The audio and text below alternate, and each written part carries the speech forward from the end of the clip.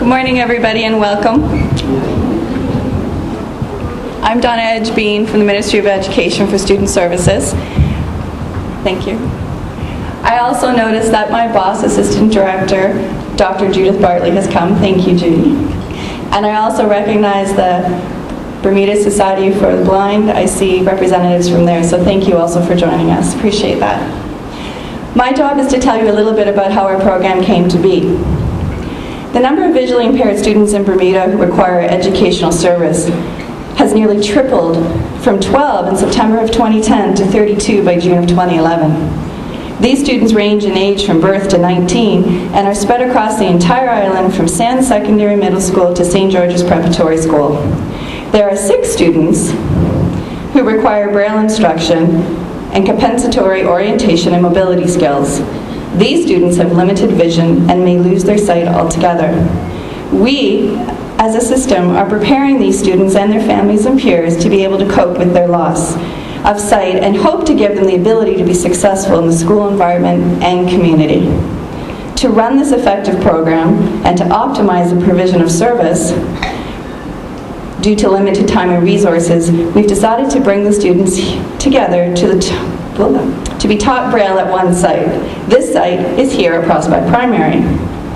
Since this wasn't realized until May of 2011, we did not have a budget to purchase the required equipment. The equipment costs are approximately $10,000 per student to get the required equipment. In order to continue with this program, we turned to our community. We sent letters out, and thankfully, 3 companies agreed to sponsor us: the Bank of Bermuda Foundation, ACE, and Cox, Hallett, and Wilkinson. Today we are here to let these companies know how grateful we are for their generosity and to celebrate the opening of our Braille program. At this time, I'd like to call upon our vision specialist teacher, Mr. Ridley.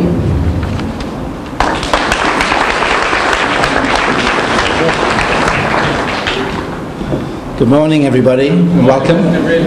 This is an exciting day. It's been actually, it's been a couple of months before we finally got the program running, and we have some wonderful staff who are part of the program. We have some excellent students, A-class students, the best I've ever met in the whole world, and I've been all around America and all around England, and I think these guys are the best you'll ever meet.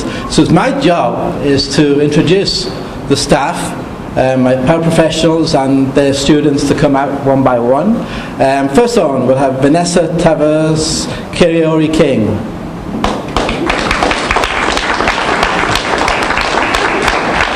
Gina John Brendan Fox.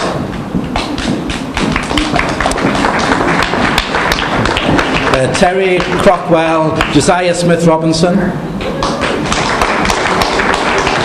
Sharika Burrows Davis, Zaire Outerbridge, Jane Benavides, Eliza Olander, and Patty Roberts, Stephen Davis. Now beside these people, guys and students, we have some parents who are involved as well. That's what my vision has been, is to get as many people who want to come in from the community to help us. We have some very special people helping us at the moment, and it's just one of the best things of all I've ever been in, is the fact that grandparents, parents, everybody in the community owns these students, which is brilliant. So they come from all parts of the island, and they come here. And it's just the fact that everybody has taken ownership. As soon as I said there was a need, people said, how can we help? How can we help? And that is like the most amazing thing about Bermuda that I've ever experienced anywhere. So I'm excited about what's happening, and really thrilled at all the responses we've had from the businesses and the community, the parents. The town crier, he got involved too as soon as he heard there was a need. It's from every walk of life. People came forward and said, what can we do? We go into the community as well. We take our skills we've done in the classroom, the Braille skills and mobility skills. We go around the community, and people are asking questions. People say, oh wow, what are they doing? And so it's really good. It's caused like a little buzz in the community as well, so it's spreading. And the fact that these students may lose their sight at some time in their life soon, or whenever, we're preparing them. And you guys are all part of that process. Everybody takes ownership. So thank you all. Now you guys can sit down, and I'll invite, you can sit down now. I've got a little parent spotlight here. We've got a couple of parents and Nana, who's involved in the program. I'm going to say Shanika Smith, do you want to come forward? With fear and trepidation, she's, I told her this is live, there's microphones and there's TVs and stuff all around us. And Jean House, would you like to come, Jean, as well? The notoriety, the famous person of the island. Right. She's really involved in the program. She was begging me to say something this morning, so I had, all right, I'll let you say. So because once she starts, she can't stop her, you see, that's the thing. Been nudged it. And Sylvia Monroe, the Nana, who's been very involved. It's amazing how one person can be a catalyst for all these things and get things going. And this is the powerhouse behind the whole thing. So you don't mess with this Nana, right?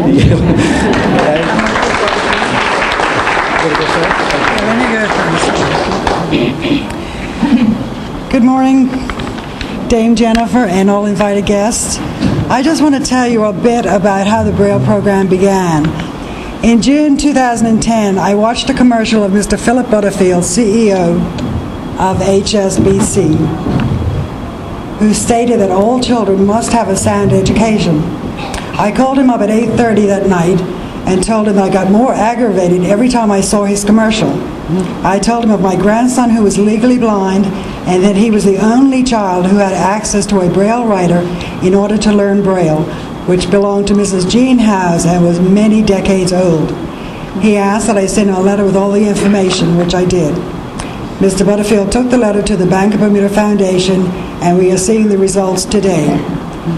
We were so pleased to receive the sponsorship from Cox Hallett Wilkinson and ACE together with the Bank of Bermuda Foundation, which enabled each child to have a Braille writer and embosser in order to print their Braille work. We are still in need of equipment, and because the children are in schools across Bermuda from Sands to St. George's, it is crucial that we continue to seek sponsors.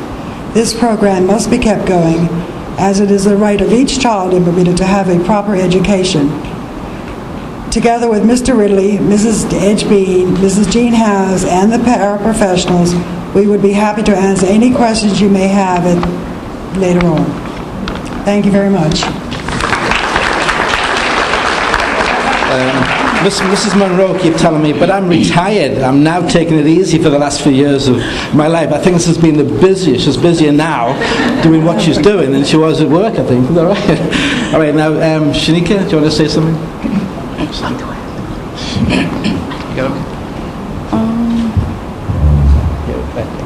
I would like to thank Ms. Monroe for everything that she has done for the program. What about yourself? How has it affected you? Been abroad away to school, and I can also teach other children things that I've learned. Right. Yes. Mrs. Smith has been away to school in the States for learning skills like mobility and those skills which you couldn't get on the island, right? That's the big difference. Our kids are getting this on the island. We don't have to send them away to some expensive schools in Boston, but they're getting all the same things that they would get in a special school on the island. So Shanika, Mrs. Smith brought back these skills, so she's helping us with the Braille, with the mobility skills. The kids are teaching her Braille because she never learned it, but there's nobody on the island to teach her. But she was doing mobility, so it's a good take. Okay, here we have the celebrity, Miss House. Hang on a bit, tell you in the middle of the microphone. So you got the microphone? There. Yes. Okay. Thank you. Well, good morning, everybody. I'm no stranger at Prospect Primary School. I've been up here so many times over the last 35 years. I've been going to every school in Bermuda during that time and preschool, talking to children, but it wasn't about Braille. It was about the danger of throwing stones, because that's how I got blind at the age of 11, when one eye was hit and the other one became sympathetic. And I attended the School for the Blind in Halifax. So anyway, but over the years I have, I'm thankful that I've been able to lead a pretty normal life, and now I just want to say that because I've been going to these schools, even Mr. Lady Peets from the radio fame, Mr. Peets remembers me coming to two of his schools at St. George's when Miss Dale Butler went down there, and then another one. And I love talking to children, but this time is different. I'm up here and I'm happy to be in Prospect with these children. There's been a big surprise to me. I mean, it's just wonderful because I've often taught Braille to older people, but I've never dealt with children that are having problems with the eyes. And when I was asked a few months ago would I like to come up here and teach Braille at this school, because you see in these children here, there's 6, as you've heard. 2 children are from St. George's, 1 Prospect, 1 Francis Patton, Elliott, Prospect Primary, and St. Somerset. And each school, so these children weren't mixing with other blind people. They were all separate. So they didn't feel a part of it as much. But the school I attended was 189 children in our school. But when I came out, we felt different too. So some people like to be with all other blind people, others like to be. And they're doing more now, having children in the public schools to teach, to learn things. And they have to have a person with them to help them. They call them para-professional teachers to help them in the school. And that's what they've been doing all this time. But this wonderful idea came up a few months ago to have all the blind children up here. They give us a room here at the school, and we have all of the 6 children together, and their teachers together. They've all come together, and they asked me to come along to help teach the Braille, and I was very glad to teach Braille. The only thing, when I taught older people, I didn't have to worry about cheating. But these children are legally blind. None of them are totally blind, but I have to watch out, because someone will say, Gene, they're looking, they cheat a little bit. They don't want to feel the dots all the time. They're trying to cheat. But they're pretty good. So I just want to say that, and I'm so happy, and I think I must give credit to the mothers, and particularly the grandmothers of these children. These children have got such wonderful parents and grandparents, and I just think it's wonderful. And I'm glad we've all got together, and I'm just so glad they've let me be a part of it. Thank you.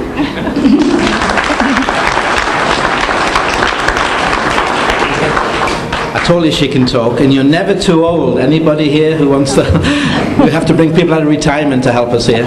Just follow I'm Jean. 85 this year. Oh, she's 85 years old and still going strong.